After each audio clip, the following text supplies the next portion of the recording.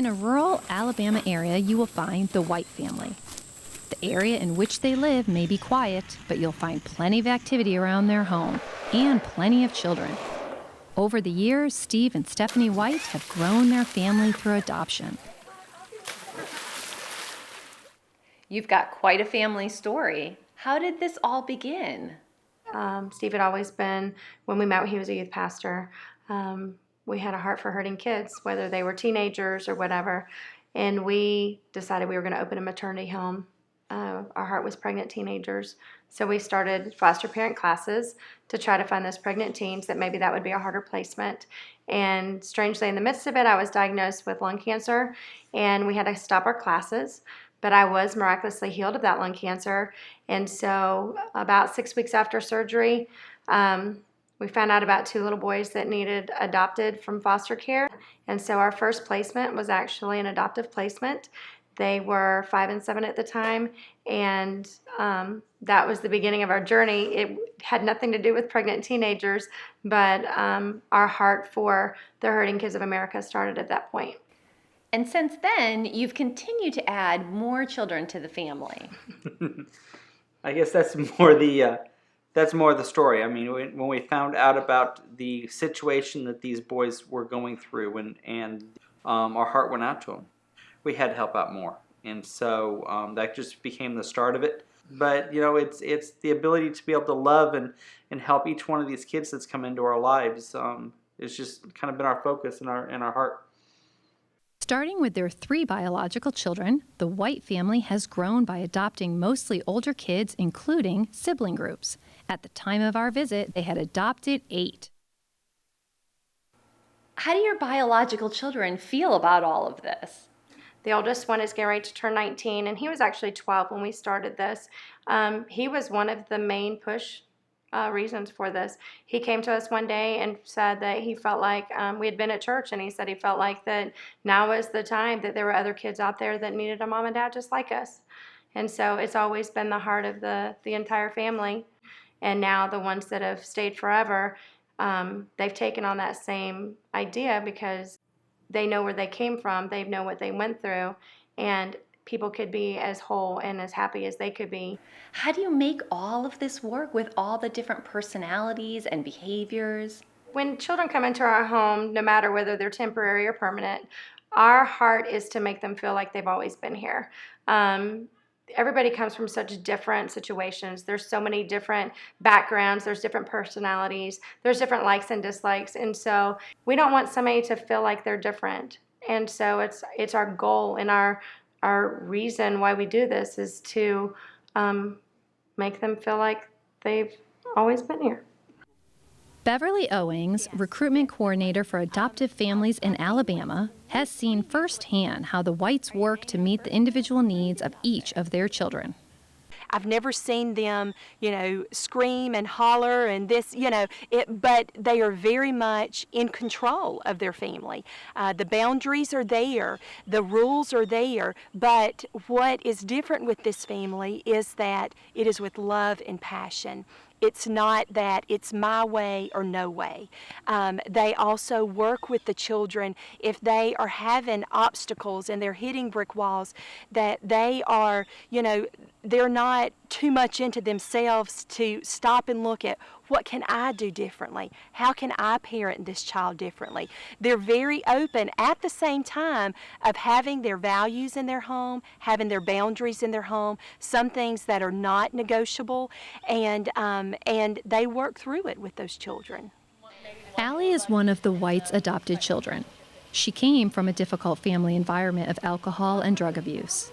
Having already lost her father, eventually her biological mother moved away as well, leaving Allie in the custody of an older couple.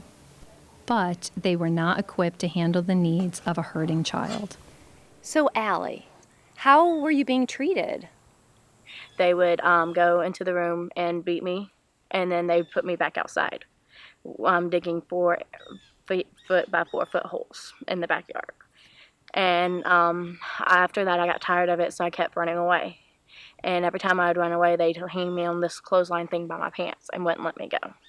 But I ran off to one of my neighbor's houses, and she was an older woman, and They called the police every time that I went away. And then this time they went to come get me, and I said, I'm not going back there. I'm not going back there. And they go, why? And I said, because they have beat me and beat me. I'm not going through the skin. And they were like, have you told your grandmother about this? And I'm like, oh, she's not my grandmother. She's just somebody I came to. Ultimately, Allie was moved into foster care, and it was there she met the Whyte family. With Allison's placement, she was in foster care with us for, I'm guessing, maybe a year or so. I'm not sure specifically on the time frame, but whenever the Whytes met her and she met the Whytes, I could see that connection. And they called my mom, Steve and Steph, and they were like, I think we have a child for you. She's got the same personality as you, and I want you to meet her. They walked in, and my mom almost started crying because I looked like she did when she was little in my age. I was just like, I want to go to their house. Can I go to their house? That was all I asked. They were just the family that she needed. They have been so committed to her. We've seen such changes in her, from the needs that she had, with with medications that we were told she would be on for a lifetime. It was just amazing how that changed once she had that committed family, that forever family. To see how that she has excelled educationally, to see how that she is such a people person, a caretaker, and I contribute that primarily to the role that Steve and Stephanie have taken in her life. She's blossomed into a beautiful young lady now. Now you're in a place where you wanted to be. What kind of change did that make for you? When I came here, I was on 3 medications: Prozac, Daytrana, and Seroquel. One was for depression, one was for sleeping, and one was for ADHD. Within 3 months, I was off of all 3 meds and with no side effects and was having no problems. And I had been on those meds for 3 years. How did you find out that Steve and Steph wanted to adopt you? And how did that make you feel? One day we went to church and we came back and they kept me in the van and everybody else went into the house and they go, how would you feel if we adopted you? And I went, really? You'd adopt me? Really? I was so excited because of the fact that I've always wanted to be have a family that would just keep me and not just shove me somewhere else. And this family wanted to do that, and I didn't. And they didn't have to have any special benefits for them to do that. They just wanted it, and so it made my heart explode with joy. How did the other kids here make you feel part of the family?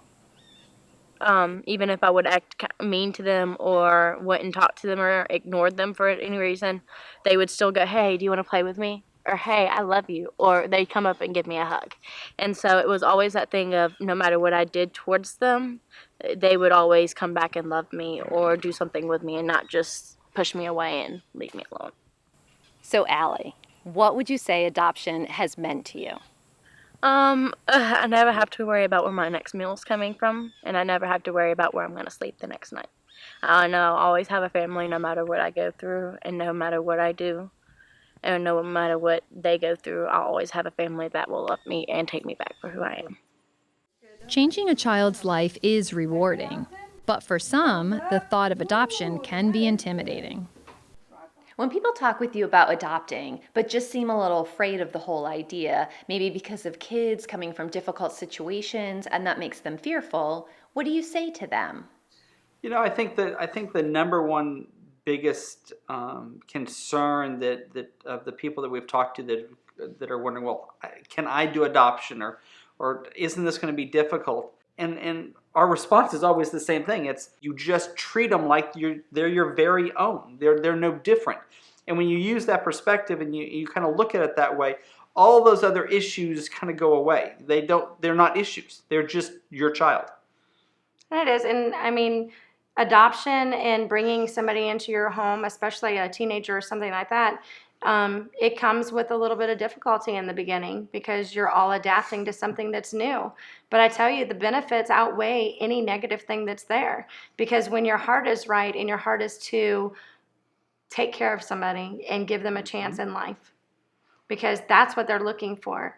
And so by taking a step and sacrificing living through the good, bad, and the ugly, making a commitment that come what may, that you're in it for the long haul, it really is a good thing.